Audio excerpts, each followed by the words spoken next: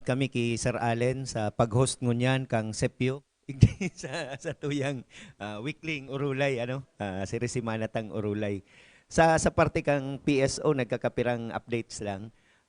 Igwa kitang mga nakalinyang aktibidades ngunyan aron kang mga dati tang ginigibo. Pero dahil po alimbawa ini yung sa tuyang bagong city director kang Philippine National Police igwang ilalansar na mga proyekto inot na inot at yan na hapon magkakaigwaning training kang satong mga personahes manunungod sa anti-carnapping campaign. At yan po yan na alas 4 ning hapon. Si City Director Rebellion mismo, Colonel Rebellion, iyo ang magiging resource person ta as in trainer.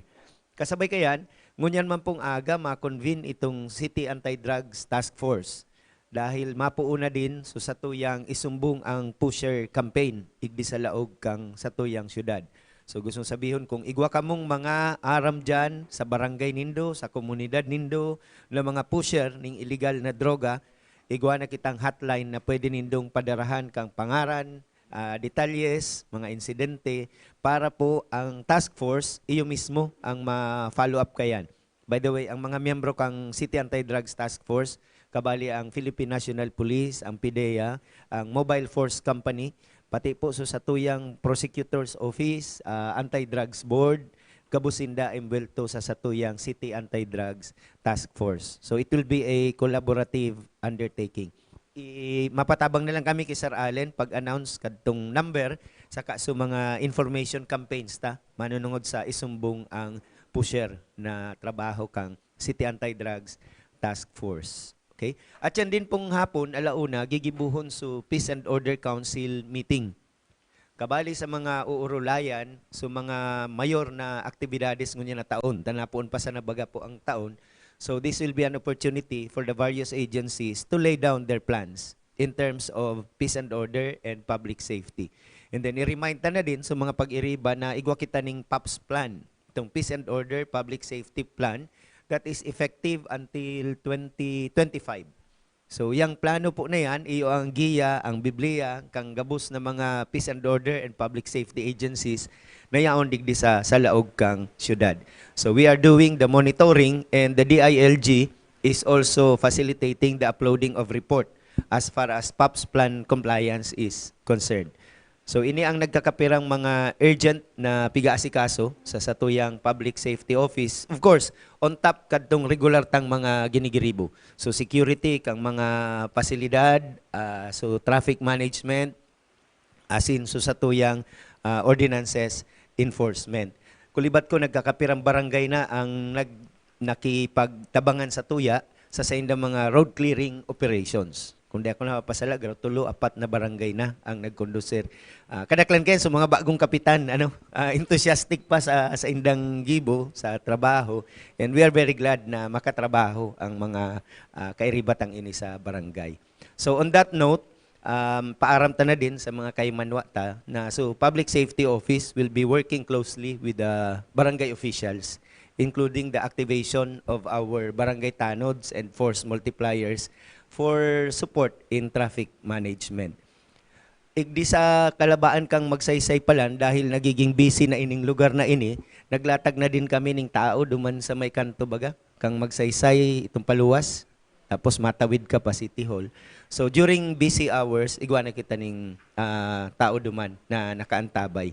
Garo 6 to 8 and then 11 to 1, then 4 to 7 ang scheduling. Kasabay kang iba ng mga intersection. Linawon ta din ini dahil minsan ninaharanap sa mga tao ta. Igwa po ning fixed schedule na naka-deploy sinda dahil dahil ta kaya so 24 hours na deployment kang mga tao sa gabos na lugar. So nagpa-prioritize kita. Lalo na kung rush hour nakadakol ning pile-up areas sa traffic. So iyon lang mo nagaro yan sa part kang PSO po. Thank you. Marina pag-aga po, magkapira lang pong anunsyo, asin po mga paisi sa parte po kan Sepyuman. Enot po sa maabot pong Enero 21, iyo po an sa tuya pong gigibuhon na kapiyastahan kan Senyor Santo Niño na iuman an pintakasi kan makaakian or Children's Festival. Digdi po sa satuya pong syudad. So sa Enero 21 po, magkakaigwanin na prosesyon hali sa sitauna na prosesyon hali sa Immaculate Conception Parish. Tapos po kaiyan, digdi po sa may Balatas Development Center, digdi po sa satuya pong Naga City General Hospital area o ini pong tungod kaning Pagcor Building. Kaya alauman ta po na sa Petsa 21, igwa pong halawig, halaba na prosesyon giraray sa pag-onra sa Senyor Santo Niño na pigpapadrinuhan po kan Immaculate Conception Parish asin kang gobyerno lokal kang Naga. The Feast of the Santo Niño being an archdiocesan feast. Kaya giraray po ang 27 barangay kang Naga sa ginimoy pong pag-urulay ka nakaagi pong simana, igwa pong commitment na giraray ang partisipasyon, yaon man giraray sa tauna na kapiyastahan po na ini. Ang sunod po, iyo itong piglansar kan sa tuya pong opisina, kan City Events Protocol and Public Information Office, susugman po ini sa kasuguan kasatuya pong alkalde na magkaigwanan ning database kang gabos sa mga local artist urog ng gayo si mga taga-Naga. Tasagkod po ngunyan, mayo po kita kaiyan. For several years, may mga nagaharanap kan datos na ini, asin mayo po kaya na ikinaka-presentar ang syudad. Mahalaga po sa tuya ang registry kan gabos ng artist dahil ini po matabang sa tuya para mapanultol niya to ang pagpaplano urog ng gayo so paghagad ning pondo. Because we will be able to determine sa irisay ang magiging beneficiaryo kasi tuya po mga programa urog ng gayo sa kultura asin arte. Asin isay man ang magiging mga katuwang ta, magiging mga partners ta in implementing cultural works, artistic programs, digdi po sa satuya pong syudad. And urog ng gayo, mahalaga po sa tuya na mailink up ta si mga artist sa lambang saro. Iga pong mga arts na nagkaipuhan ning tabang kang saro pang cultural or artistic domain. Halimbawa, si mga parasurat ning kanta o si nagigibo ning musika na ngaipuhan ning tabang kan mga literary workers. Urog ng gayo sa letra kan sa inda pong mga musika. Letra kan sa inda pong mga kanta. Siring man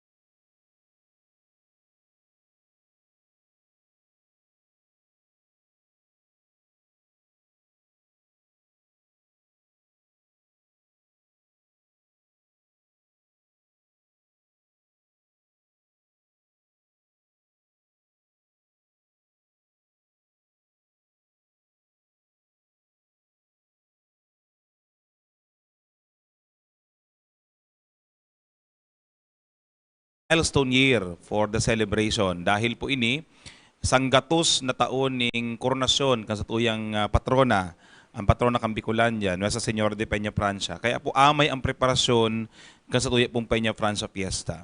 Ang sa tuya pong alkalde, nagpaluwas naman ng kasuguan po sa mga opisina na i-draft naman ang executive order na sa iyang ipapaluwas. Katakot po kang tauna na selebrasyon. Para po in time for the meeting sa aga, petsa 18, sa Basilica, igwa naman po uning listahan ang syudad kan mga ma-lead duman sa mga manlailay na aktibidad, siring man sa mga support, servicing committees na matabang po katakod kan sa uya pong taunan na selebrasyon. And lastly po, digdi po sa opisina, ang aram ko po katuwang din kaini ang Public Safety Office sa petsa 19. Katuwang po ang City Environment and Natural Resources Office, ang Bike Board, si Mayor Nelson Ligason, asin po si General Omar Buenafe. Gigibuhon po itong ikalimang kabtang na ini.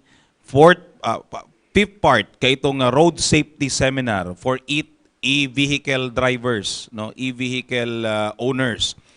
Dahil po aram taon po nagdadakol naman ang mga vehicle sa naga, so kaipuhan pong matawanan ning nadadapat na impormasyon, nadadapat na edukasyon, urog ng gayo sa kaligtasan sa tinampo. Ang magigipong tagapagtaram kayan, iyo po mismo si satuyang LTO Naga City Head, Ma'am Grace Rojas. So siya po ang magiging tagapagtaram. Digdi po sa Balatas Development, digdi po sa Naga City Event Center 2. Gigibuhon po ang nasambit na okasyon. Kaya po si may mga e-bike, ano po, urog ng gayo si may mga e-vehicles, e-bike, 4-wheel man yan, 3-wheel man yan, o 2-wheel man yan, mangyari pong magparehistro sa City Environment and Natural Resources Office. Hanapon po si Mr. Buboy Hernandez, na bike board coordinator kang syudad, tangarig pong maibali po kamo duman sa igibuho na road safety seminar. Yan po.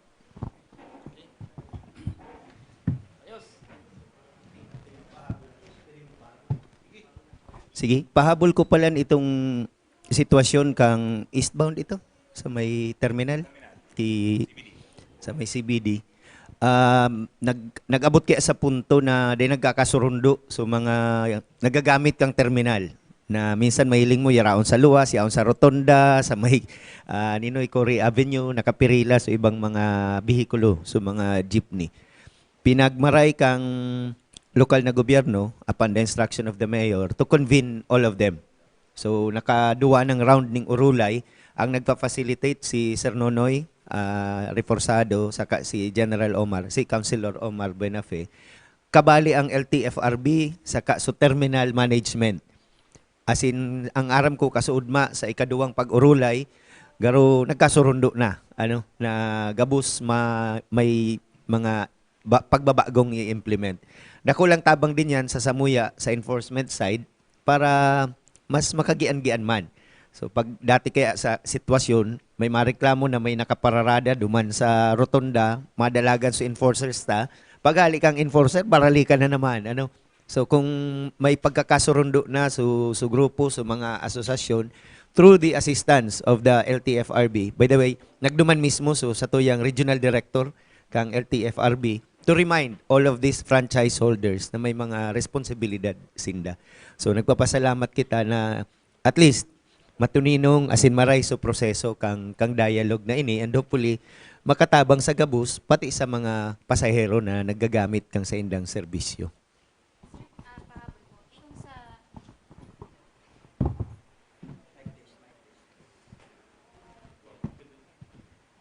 Hello. Ayan. Sir, sa pag-aproba po kang Committee on Transportation sa 2 pesos na increase sa mga trimobile, kabali po si mga sa IDA, parang kondisyones, ito yung pagsunod sa mga panudon, like ito yung paglikay po sa mga overcharging, ito yung pagsayuma sa mga pasahero. Pero si mga Tri-Mobile Association po, naghahaga din itong sa indaman na concern pag-abot sa mga, apod din ng mga layog-layog na nagkaralaog sa naga, ito pong mga Tri-Mobile na nagpipick up ng pasahero. Haga din po ni na garo magkaigwa din ni striktong pagdakop. And the concern ni kung bako matakupan o magkaigwa ng pinto, papaano ta po ang approach ta kay niyo, sir? Iyo po, pinunanta na ini. So pag-apprehender kang mga Tri-Mobile unit na nagkakayo digdi na mayong prangkisa na bako man mga taganaga, bawal iyan. So igwa na kitang sarong dedicated unit, kabali din so partners ta sa Naga City Police Office sa operation na iniyo. Itong sa e-bike, nagpuuna din kita na mag-apprehender ning mga nasa salang linya. May nag-comment nga ni duman sa post mi, anong yung dinadarakop sa e-bike? So pag dumunta na sa Naga, may ordinansa. Ang e-bike dapat iparehistro. Ang e-bike dapat duman sa bicycle lane nagaagi. So kung yaong ka sa tahaw kang tinampo, madadakop ka po. So pag dumunta, na duman sa nasa bicycle lane. But as far as Tri-Mobiles are concerned, pigpaabutan din kita kang sanggunian ning instruction na mag-implement na ngunyan kadtong mga kondisyon ninda. Halimbawa, pagpuon sa bado-bado kang driver sa hirihitsurahon, dahil man kinakaipuan na gwapo ka, kundi sutul-tul sa bado mo, dahil ka naka-short, naka-chinelas, kung nagkakayod, dapat presentable. As in, so, respeto sa pasahero. So we are exerting extra effort on this, lalo pata kondisyon ini duman sa pagdagdag ning pamasahe. So pag dumunta sa mga amigo ta sa transport sector, kondisyon po iyan, conditional, so pinagtao sa Indo, madepende sa kung pirang citation ticket ang may issue mi sa asosasyon nindo, sa mga driver nindo. On that note also, we have instructed our public transport regulation unit to return to the basics.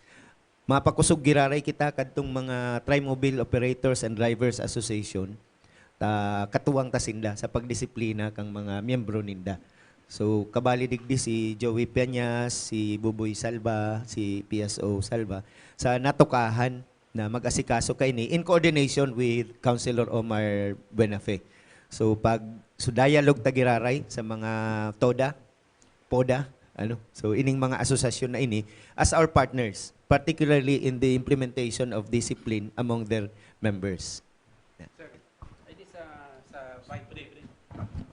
yes sir. Sa igdi po sa mga e-bikes, pigtataw sa hinda po ang itong bike lane sana. Pero ang narisa po kaya ining mga gilid kantinan po na supposed to be bike lane, may mga nakapararking po mga lulunadan. Ano po ang kairoan to dyan? Situational yan, Pag may nakaharang, di magtahaw ka, pwede ka man mag-agi sa mayong nakaharang, Pero in general, so patakaranta, balik ka duman sa bike lane pagkalampas mo duman sa may nakaulang. Actually, nangyari na ining isyong ini kadto kang bisikleta pa sana si Piguurulayan ta. Ang problema, dahil man piripirming may nagaaging bisikleta diyan sa lane na iyan, So nakiulay man so ibang mga negosyante ta na kaipuhan maning lugar. Pagkarga, pagdiskarga kang mga binakalan sa inda, kang mga babakalon sa inda. So we will go back to the premise. Share the road, Share the road. Pirming yan ang pagirumdum ko. Konsiderasyon sa kapwa mo. Kung ang pagkaparada mo, ara mong makakaulang ka, bako mo na dyan iparada. Siring man sa mga e-bikes, kung nahiling kang nagtahaw dahil may ulang duman sa agihan mo, dahil ka man titikitan. Paano ka makaagi kung may nakabalagbag dyan na ulan? Siyempre, maiwas ka. Pero pagkaiwas mo, bumalik ka duman sa bike lane. So again, this is situational, but we are working on the premise that we have to share the road. Sadit ang mga tinampungon yan, may naghiriwas naman ng mga tinampo, pero mahiwas man yan o sadit, importanteng may konsiderasyon kita sa kada saro na nagagamit. Sir, maray na pagkaga po. Operational na po ang satuyang General Hospital. Saro po sa concern, agaro mayo ning ruta nin sasakyan na nag-aagi digdi. Saro ni sa garo problema kan mapasirering dyan sa hospital. Ano po ang plano didikan lokal na gobyerno? Saro po ini sa pinagirumdum sa tuya kang LTFRB, kang nag-meeting, kang nag-attend si Regional Director. So sa tuya pong local public transport route plan LPTRP nakasalang for edition, for revision. Gusto sabihin niya, sa to subola. So dapat maibalik tulos iniyo for final approval. Tamaagi pa po yan sa sanggunian. Ano ta importante ang LPTRP? Iyo kay yan so malatag kang mga prangkisang direksyon kung saan maaragi sa mga bihikulo. Ang nagkikater igdingon yan sa City Hospital, Naga City General Hospital, sa mga trimobile, sa mga padyak. Alagad, dahil nga ni dyan, kadakol man sa reklamo na haralang kaon ang singil. Kaya nagdadakop man kami ng overcharging. Nagkakapirana, so nagka-irisyuhan taning ticket dahil dyan. So, isabay ko na sa pakiulay man sa mga driver na dahil man pag-oportunidadan. Lalo na kung pasiring yan sa ospital, dinubli mo na so pagsakit kang tao. Mapa-hospital nga ni, may hilang, tatagaon mo pa sa pamasahe, bakong maray. And with that, dahil man kami magiging considerate sa imo pag nadakop ika. So we will remind the trimobile drivers, padyak drivers concerned na iwasan ang overcharging dahil may penalidad kamong atubangon. So nagkakapira naman, so nadakop ta. And ongoing sa operation ta upon the instruction of the mayor, styling by bust, ngaro entrapment na giniribot na inikadto. May masakay po sa Indo, mag-ingat ka mo, tabaad ang maisakay nindo. So, mga agents tayan na ang intensyon, maaraman kung nag-overcharge ka mo o dai. So, with that, we caution our drivers, so mga nagkakayod digdi sa area. Okay, Dugangan ko lang po sa manungod sa ruta. Sa ngunyan po kaya another consideration also is ikaw po kaya bagang pigpaplano mga bagong tinampong road networks na makonect po digi sa Balatas. Sa ngunyan po iyan sinagigin continuing challenge sa paggibukang LPTR 30 no digi po sa lugar na ini. Urog na pong gayo na igwa pong duwang tinampo na pigpo-propose digdiyo na hopefully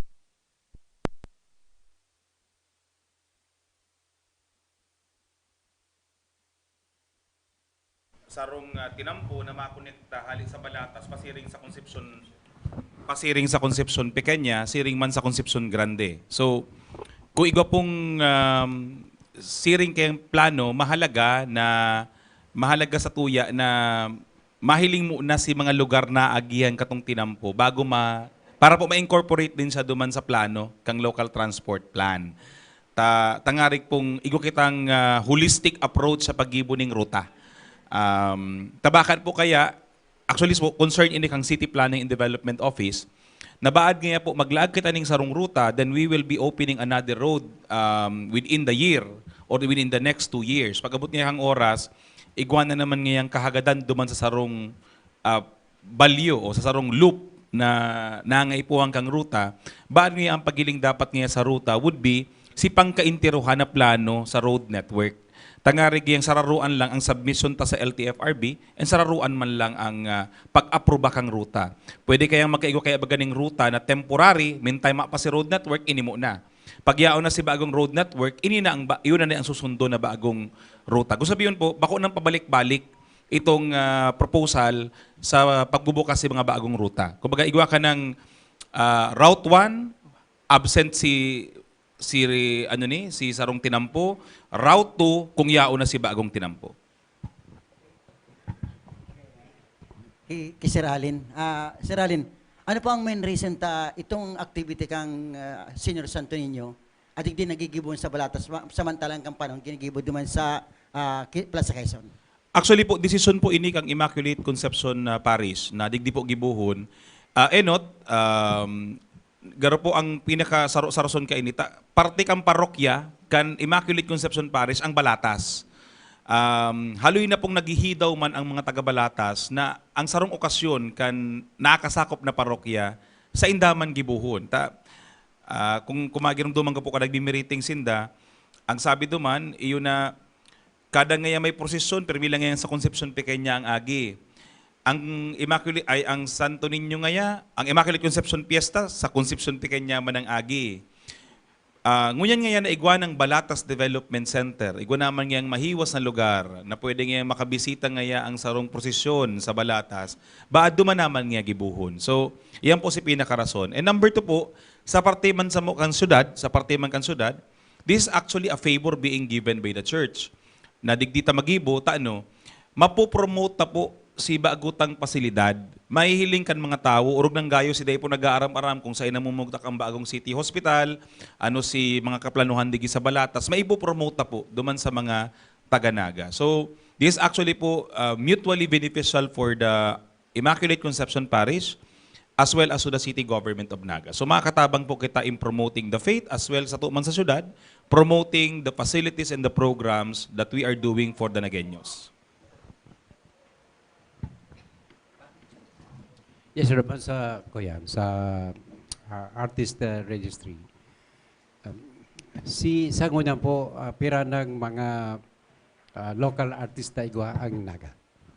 Sa ngunyan po, kampinunan ta po ini some 2 days ago, no, duwang aldaw pa lang po nakaagi. Igwa na pong nagpaparehistong around 80 mga Nagueño artists sa satuya pong registry sa loob po ning duwang aldaw. Although po padagos po ang kampanya, in fact igwa po ning mga local arts groups sa po kitang kinaurulay, sinda po mismo nagakampanya man sa inda pong kanya-kanyang grupo. Tangarig pong ini maibalangibog na all throughout the city. By the way po, ini yung local arts registration, ito po ni mga 18 anyos pa itaas. Ang tinatarget na po digdi sabi nga ni Ken, si working group, si working sector. Ngunyan po kaya baga, ang dalagan kang gobyerno nasyonal, iyo na ang arts, bako na lang dapat yan hobby. Bako na lang dapat iyan, ang iba nga, bakit ang pagilingyan, kapritso. No? Kapritso ang art. Ang arte po dapat parte kang way of life, pagbuhay kan mga namamanwaan. And being that of a way of life, dapat ngaya, source din inining livelihood, source din inining pagbuhay, karera din ini. So, ding huli po kayan, tinatarget ta si mga employable na mga tao. Or kung daiman, itong may legal capacity to accept assistance from the city. Minsan po kaya, pag may minor de edad, pag abot kang oras, bako mampalan karera niya ang arte. Igwa lang siya ning garo hobby niya lang ito. Pero ini po kaya, ang pag-uurlayan tadigdi, itong ang paghiling niya sa sadiri niya, ang arte will be his career. Tangarig duman po malaog si mga interventions ta. Igwa man po dyan na pwedeng hobby pa lang yan, pero will grow into a career. Matalubo, marambong bilang sarong karera niya. So iyo po yan si gusutang taonan ni mga intervention. By the way po, digdi sa opisina, ning huli po ngani sa mga bagong programa na i-implementar and kabali na po ngani si pag-monitor kaining artist registration. Ang satuya pong, ang SEPIO po ngunyan, 5 na ang divisions. Igwa na po kitang Cultural Affairs and Arts Division. Ini po, isusumita rin ini sa konseho, tangarik po formally mai-incorporate na po as part of SEPIO. Ang namamayo po kayan ngunyan, ang acting chief kayan, si dati tapong social media manager, si Hadrian Botabara. So sana po kayan ngunyan ang makaputman kan division na iyan.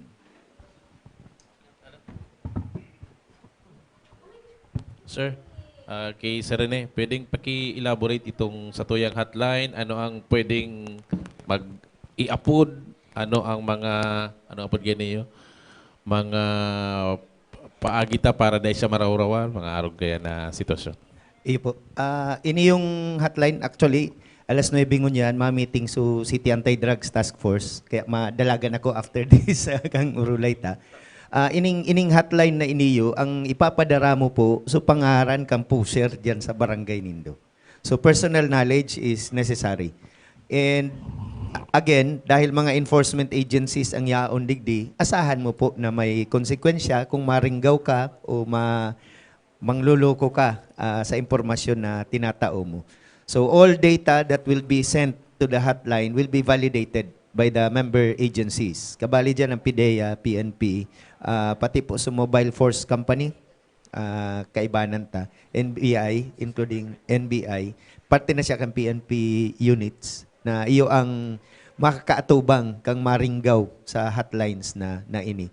So again, we will be seeking the assistance of SEPIO, pagpublikar, pag-informar, after po kang 9 o'clock meeting mingon yan, ifa-finalize gabos kang sa tuyang task force commander, si Councilor Omar Benefe. Pwede po, choice yan kang ma-send ning datos kung mapabisto o dae. So, maski anonymous, so pagtauning impormasyon, dahil hali yan sa barangay nindo. Arami po na bako ining madali, medyo timbang buhay ang urulay igdiyo, kapag ika napag-initan. Pero nagtutubod kami na kadaklan man sa mga kaymanwa ta, may kusog buot na gustong mapakaray ang sa indang mga barangay. So we will be working closely with these people. Kinakaulay ta din po ang PIDEA, itong sa reward system. Kung may nadakop na dakula, garo may quota kaya sinda na dapat ang makuha at least 2 million worth na droga, then the informant will be eligible for the reward money. Iya po. Sir, sa Santo Niño po. Sir, when po inigigibuhon and kumusta ang ilalatag na pong security? And ikadwa kay Sir Rene. Sir, reminder talang nakaka-monitor ka kami sir sa Comsen. Sunod-sunod si mga vehicular accidents. Reminders ta po sa mga motorists. Thank you po. Ipo. Giraray po ang kapiyastahan po kang Senior Santo Niño sa Naga. Kasabay-sabay man po ini sa Cebu. Again, this is also pintakasi kan kaaki Children's Festival sa Naga. Gigibuon ta po ini Enero 21. Ang prosesyon po mapuon sa Immaculate Conception Parish, alas 2 po nin pagkahapon. Ang tapos po kang prosesyon, digdi sa may Balatas Development Center. Kabtang man po pala, by the way, o doon nasabi ta na sa bago si Rason, kung taano digdi matapos, saro din kaya sa kabtang kang liturhiya kang simbahan si pagpamibi sa gabus na may helang sa Naga City General Hospital. Kaya digdi po ang tapos kaiyan sa Balatas Development Center. So gabusong barangay, 27 barangay, nag-signify na ning pagbali-giraray. May mga eskwelahan po kitang kabali, may mga grupong kabarali. Again, this is po an archdiocesan feast. So gabus po, iniimbitaran na mag-iba sa Enero 21. Baan po maghapot din kamo, kay puhan po magdara kami kan Santo Niño. Ini-encourage po kan simbahan na darawon si mga Santo Niño nindo. Kung kay puhan pong babasbasan po yan kang simbahan. Sa security po, may coordination na po kami sa PNP, sa Naga City Police Office, si Ringman, kay Sir Rene. Although po may meeting na gigibuhon on Thursday sa Immaculate Conception Parish, kay banan minahan po dyan ang PNP, PSO, CDRRMO, pati po Bureau of Fire Protection. Katakot po kan selebrasyon, tangarig pong mahusay ta sa tuya pong aktibidad. Katawang taman po dyan si mga radio groups, pati mga private organizations. Itong Graypon nga ni, sabi man si Kabalikat, nagpasabi naman na matabang. So, si Gabus pong matabang po sa tuya are very much welcome. Yan po ang kakayunan digi sa Naga. Dahil ka mapapagal mag-organisar dahil mismong si Tawo, mga organisasyon, iyo ang nag-uopresir kantabang na kinakaipuhan for a successful implementation, organization of events. Sige, duman sa mga aksidente, totoo yan observation nindo, kasuod 7, so vehicular accident na na-record. Kang sarong aldaw, the day before, 10. Kadaklanig di mga motor. So iba sa diring disgrasya, so iba may mga embeltong ibang behikulo. So ang pagiramdom ta sa mga kahimanwa ta, pinahiwas so tinampo, pero ang tendency man ka mga driver magpara karaskas, o lalo na kung buwelo. Again, day malingaw kang seguridad. So personal na seguridad. And then, so pagiramdom tama na pagyaong ka sa tinampo, perming may konsiderasyon. Konsiderasyon sa seguridad mo, konsiderasyon sa seguridad kang kapwa mo nagagamit kang tinampo. Then, so mga patakaran, na pagburat, bawal mag-drive. Pag nagsi-cellphone, day mag-drive. So, ining mga safety reminders na ini sa mga driver, kaipuhan tang maray. Ang nangyayari ang mga aksidente duman sa mga buwelong tinampo na karaskaso ng mga dalagan. So, lalo na mga nagmumotor, pag irumdumunta, duwasan na po ang gulong kayan, madali yan magsemplang, madali yan magtumba. Ano? So, makaagi ka sa naning gapo na kayan, delikado sa disgrasya. So pag irumdumta na mag-ingat po, pirmi. And then tandaan, so mga pagbabawal, nagibuhon habang nagda-drive. So, be conscious of your safety.